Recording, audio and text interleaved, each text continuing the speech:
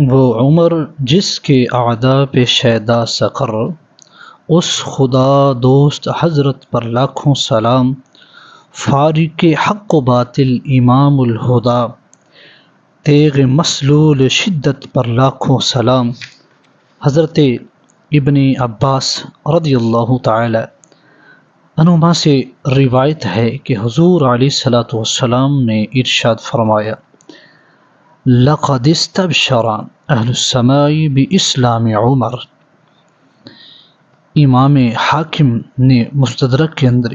اس روایت کو نقل کیا کہ جبریل امین علیہ السلام نے مجھے خبر دی ہے کہ حضرت عمر فاروق رضی اللہ تعالی عنہ کے اسلام لانے پر صحابہ کا سردار فاروق اعظم، جلالت کا پیکر ہے خود دار و غازی، علی پاک کا یار فاروق اعظم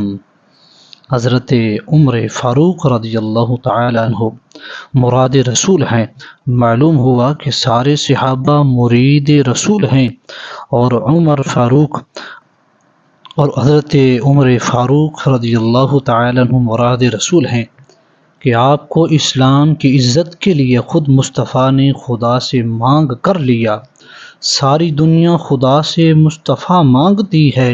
اور مصطفیٰ کریم علیہ السلام نے خدا سے عمر فاروق کو مانگ رہے ہیں۔ جو بد نصیب حضرت عمر فاروق رضی اللہ تعالی عنہ کی ذات میں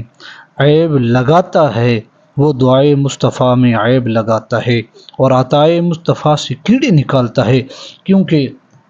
محبوب خدا نے منگی دعا،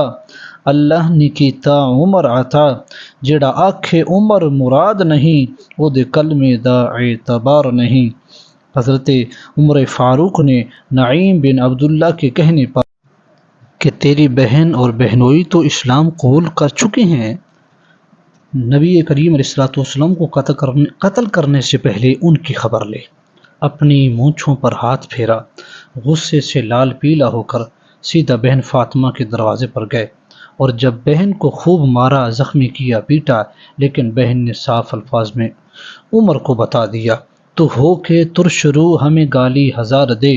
یہ وہ نشہ نہیں جسے ترشی اتار دے۔ ان کلمات نے عمر کو سوچنے پر